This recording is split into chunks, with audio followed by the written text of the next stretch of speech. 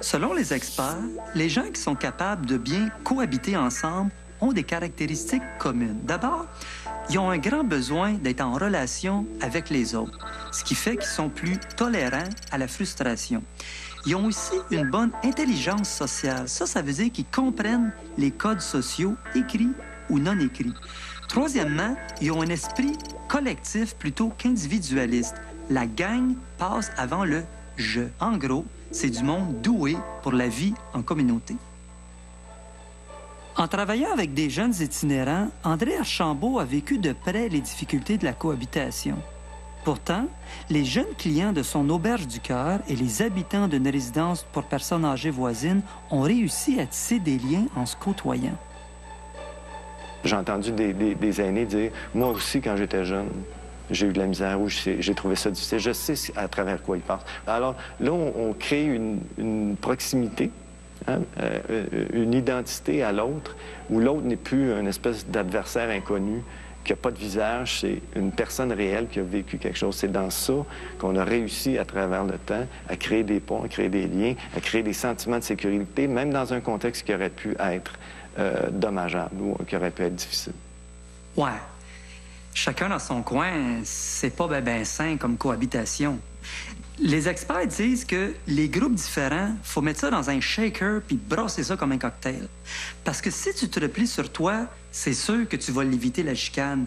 Mais à long terme, commence à faire noir tout seul dans ta coquille. En gros, c'est que nous autres, les petits bipèdes, on est faits pour interagir. Ça veut dire agir ensemble. Et tu peux pas ben interagir si t'es tout seul. À moins d'être plusieurs ici, là, mais ça, c'est une autre affaire. À force de morceler, d'atomiser nos groupes, moi, je pense qu'on est en train de se créer chacun notre petite société. Et là, à ce moment-là, moi, je pense que ça devient la société de tous les dangers. Quand chacun est dans son coin, je pense que là, on est à risque de beaucoup de situations dommageables et pour les individus et pour l'ensemble des communautés. Le prix à payer pour avoir des territoires communs, bien sûr, c'est la restriction de la liberté individuelle et de l'espace individuel. Mais par contre, il y a une récompense importante à ça, c'est le partage des ressources, le partage des sentiments avec les autres et le partage des croyances et de l'espace. Et ça, évidemment, plus on rend l'espace individualisé, plus il y a le risque de se ramasser bêtement seul et de s'ennuyer des contraintes que la société nous imposait. Cohabiter, découvrir l'autre, c'est tellement enrichissant. Oh non, pas une snob. Ça, c'est... Non, il y a quelqu'un... Oui, c'est pris. Ouais. Ça passe des commentaires tout le long du film, ça.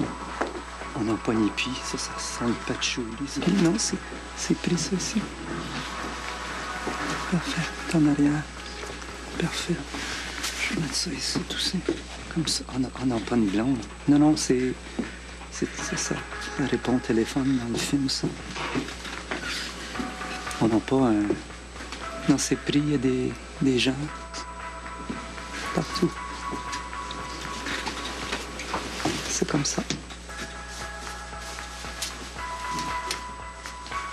Non, mais... On est bien. Tout seul.